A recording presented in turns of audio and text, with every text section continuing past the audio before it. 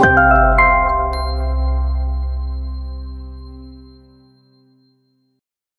yang harus diperhatikan untuk mencapai sehat di bulan puasa? Yang pertama itu kita tetap harus menerapkan pola makan yang tepat dengan memperhatikan makanan dan frekuensinya. Dalam berbuka puasa itu kita harus perlahan-lahan, jangan tergesa-gesa. Kemudian jangan balas dendam, ya. Balas dendam ini kebiasaan kita, ya. Karena tidak makan seharian, semuanya dimakan. Nah, ini bukannya mendatangkan kesehatan, malah akan mendatangkan penyakit.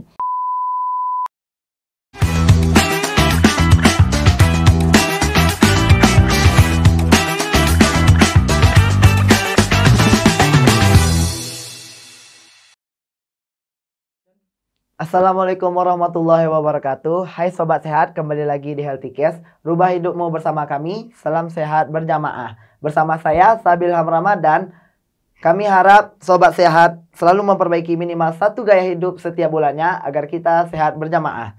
Gimana puasanya hari ini Sobat Sehat? Mudah-mudahan masih kuat dan sehat ya. Amin ya robbal alamin. Ramadan merupakan momentum yang tepat untuk mengumpulkan pahala. Tapi bukan itu saja ternyata Sobat Sehat. Puasa juga dapat menurunkan berat badan dan bahkan menaikkan berat badan jika Sobat Sehat mengerti ilmunya.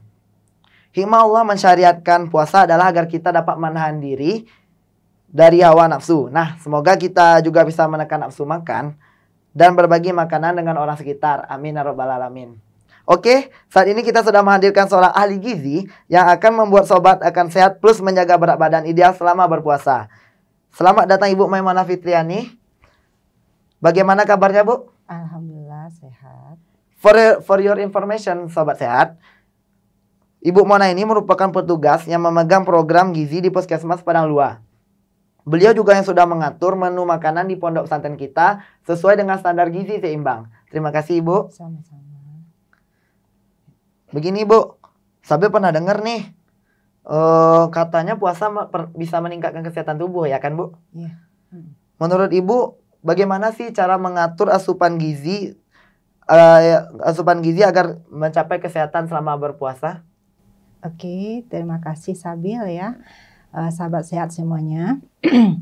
Untuk saat ini kita mencoba untuk berbagi supaya nanti kita dalam menjalankan ibadah puasa tidak terpapar dengan penyakit. Nah, sesuai dengan pertanyaan yang Sabil sampaikan, itu apa yang harus diperhatikan untuk mencapai sehat di bulan puasa. Yang pertama itu kita tetap harus menerapkan pola makan yang tepat dengan memperhatikan makanan dan frekuensinya. Kemudian, selama bulan puasa itu pola makan kita itu berubah. Yang mana yang biasanya kita makan itu 3 kali sehari, nah sekarang kita makan cuma 2 kali sehari. Dan waktunya juga berubah, yaitu yang pertama itu kita sahur pagi sekali, kemudian kita berbuka. Tapi meskipun demikian ya, meski lambung kita dalam keadaan kosong ya, tapi kita tidak perlu khawatir ya untuk beraktivitas. Karena kita mempunyai cadangan energi berupa lemak yang tersimpan di bawah kulit serta glikogen yang tersimpan di otot dalam hati. Kita itu lambung kita mengalami kekosongan selama 13 jam. Nah, itu kita jangan membuat khawatir.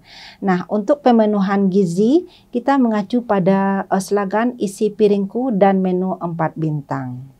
Oh begitu ya, Bu. Tadi yang sambil dengar itu ada kata-kata glikogen di bawah otot gitu, Bu. Nah, jadi glikogen itu apa ya, Bu? Ya, nah itu adalah cadangan energi saat kita tidak mengkonsumsi makanan. Nah, itu nanti yang akan kita pergunakan untuk beraktivitas. Oh begitu ya, Bu. Ya. Baik, Bu. Dan gini, Bu, apakah benar, Bu, jika berpuasa dapat menurunkan berat badan gitu, Bu? Ya. Mungkin Sobat Sehat berpikiran ya, karena kita puasa kita kurang makan ya, bisa menjadi kurus nantinya ya. Nah, sesuai yang disampaikan di atas tadi, pola makan kita berubah ya. Untuk minggu pertama pada 3-5 hari puasa itu memang terjadi penurunan berat badan. Nah, untuk hari-hari berikutnya itu badan kita sudah mulai beradaptasi dengan kebiasaan kita makan yang 2 kali sehari. Nah, kemudian padahal bisa kita lihat dari aspek kesehatan sendiri, puasa memberi banyak manfaat ya untuk kesehatan. Bahkan di negara-negara maju, puasa dijadikan salah satu terapi ya untuk penyembuhan beberapa penyakit degeneratif. Oh begitu ya Bu Iya. ya. Terus gimana sih pola makan atau porsi makannya gimana sih Bu agar kita masih bisa menjaganya gitu Bu? Kesehatan kita selama sahur maupun berbuka. Iya, oke, Sabil ya. Anjuran Nabi Muhammad SAW ya, kita itu dianjurkan menunda sahur sampai mendekati waktu imsak ya. Kemudian menyegerakan berbuka ya, itu anjuran Nabi Muhammad ya. Gitu Nah, sebaiknya sewaktu kita berbuka puasa, kita tidak makan dan minum terlampau banyak ya. Karena kan kebiasaan kita tidak makan dalam sehari, balas dendam ya, semuanya dimakan. Nah, itu tidak dianjurkan ya. Karena itu akan memberatkan kerja lambung yang sebelumnya dia kosong selama 13 jam. Ya. Jadi setelah berbuka tuh makanannya secukupnya aja gitu Bu? Secukupnya, nanti Ibu jelaskan dulu ya. Prinsip yang perlu kita perhatikan dalam berbuka ya. Yang pertama itu mengganti cairan dan elektrolit tubuh ya. Karena ini yang pertama kali hilang di tubuh kita. Kemudian menaikkan kadar glukosa darah menjadi stabil ya. Karena menjelang berbuka glukosa darah kita mulai rendah ya. Kita mulai dengan yang manis-manis, itu sesuai dengan anjuran Nabi Muhammad SAW ya. Kenapa? Karena glukosa itu, yang manis-manis itu kandungan glukosanya tinggi ya. Nah, itu cepat meningkatkan kadar glukosa darah kita ya. Kemudian tapi jangan sampai berlebihan ya. Semua yang manis kita makan itu jangan ya, karena itu nanti akan menurunkan imunitas kita saat sahur. Nah, kemudian yang perlu kita pahami juga, jangan sering atau kalau bisa kita hindari minum es, ya, karena es itu memberikan rasa kenyang yang lama. Rasa kenyang yang lama. Iya, kalau kita sudah kenyang ya, keinginan kita untuk makan makanan yang bergizi yang lengkap itu menjadi berkurang karena kita sudah merasa kenyang ya. Jadi sebaiknya kita setelah berbuka dengan yang manis-manis, kita sholat maghrib, habis sholat baru kita makan yang makanan lengkap. Nah, kemudian juga tidak dianjurkan menggunakan lemak yang berlebihan.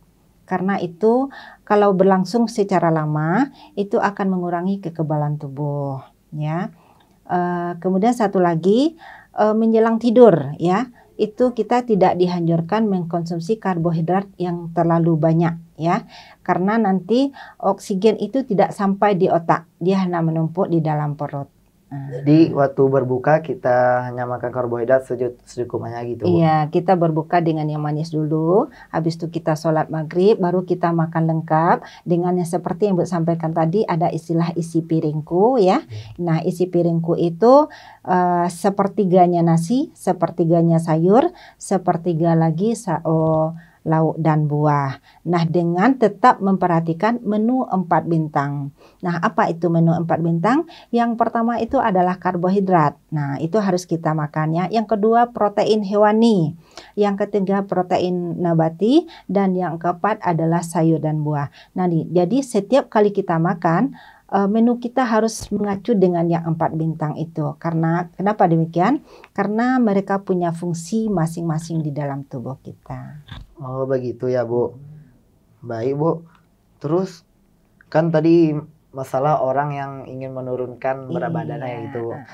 Namun bagaimana tips dan trik untuk sobat sehat yang justru takut kehilangan berat badannya Bu? Iya, kita mengacu ke pola isi piringku. Kalau kita berpedoman ke situ makan, insya Allah berat badan ideal akan kita dapatkan. Wah, begitu ya sobat sehat ya. Lalu Bu,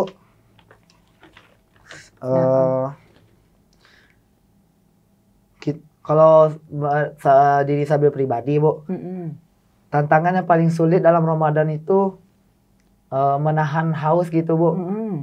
Lalu bagaimana sih caranya mengatur waktu minum agar tidak dehidrasi sama berpuasa gitu, Bu? Iya, oke. Sebelum itu kita bahas dulu makanan sahurnya bagaimana ya, Sabil ya. Jadi waktu sahur juga kita sama dengan berbuka puasa. Kita jangan makan berlebihan. Ini ketakutnya nanti kita nak makan-makan lapar, makan banyak-banyak, jangan seperti itu ya. Nah, kemudian juga menghindari yang manis ya, karena yang manis itu cepat mendatangkan rasa lapar. Nah, kira-kira jam 11 nanti kita udah lapar ya. Nah, itu dia. Nah, untuk teh atau kopi kental sebaiknya dihindari karena itu akan mempercepat datangnya rasa haus. Nah, untuk itu akan lebih bagus kita ganti dengan air putih. Kemudian kita juga harus makanan tinggi serat yang itu terdapat pada sayur dan buah. Nah, Sabil tadi mempertanyakan minum ya. Ya, Ibu. Minum. Boleh, di sini nanti kita akan jelaskan minum itu kapan saja. Nah, dalam kegiatan sehari-hari kita minum itu 8 gelas satu hari ya. Nah, Ibu akan sampaikan kapan saja kita harus minum ya. Ya, Ibu. Yang pertama itu azan maghrib kita minum 1 gelas ya.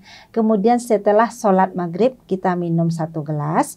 Kemudian setelah makan 1 gelas. Sebelum sholat isya 1 gelas. Setelah tarawih 1 gelas. Yang keenam sebelum tidur 1 gelas. Yang 7 bangun tidur sahur kita minum 1 gelas. Yang kedelapan setelah sahur kita minum 1 gelas. Pas 8 gelas. 8 ya. gelas begitu ya, Bu ya. Iya. Baiklah, Bu. Nah, kita sudah mendengarkan banyak tips dan trik sehat selama Ramadan. Pilihannya ada di tangan sobat sehat sendiri. Apakah ingin makin gemuk atau makin kurus nih setelah Ramadan? Nanti yang paling penting kita harus sehat dan mengumpulkan pahala sebanyak-banyaknya di bulan berpuasa. Terakhir nih, Bu, ada pesan nggak buat sobat sehat yang sedang menonton podcast ini? Iya, oke. Sahabat sehat semuanya, kita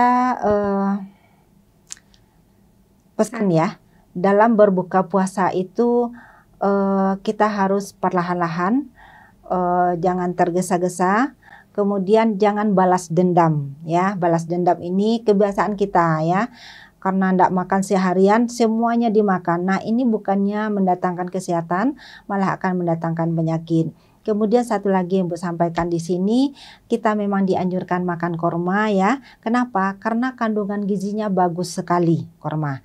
Nah, seandainya nih sobat sehat tidak punya korma nih di rumah, boleh kita ganti dengan buah yang lain, misalnya seperti pisang, melon atau semangka boleh ya. Tidak sehat, tidak mulu-mulu, tidak selalu harus dengan korma, boleh diganti dengan buah yang lain gitu kan. Yang penting yang manis-manisnya itu akan lebih bagus berasal dari rasa buah. Begitu ya, Bu ya. Nah, itu pesan terakhir dari Bu Mona ya, sobat sehat. Nah, berhubung waktu kita sudah habis nih, kami ucapkan terima kasih kepada Ibu Mona. Semoga selanjutnya kita dapat berbagi tips sehat lainnya. Terima kasih juga kepada sobat sehat yang selalu setia menonton podcast ini hingga selesai. Ayo, bulan depannya kira-kira kita mau bahas apa ini? Silakan tulis kritik dan sarannya di kolom komentar. Selalu dukung podcast kami dengan like, komen, dan share video dari kami serta nantikan podcast sehat selanjutnya. Rubah hidupmu bersama kami. Salam sehat berjamaah. Wassalamualaikum warahmatullahi wabarakatuh.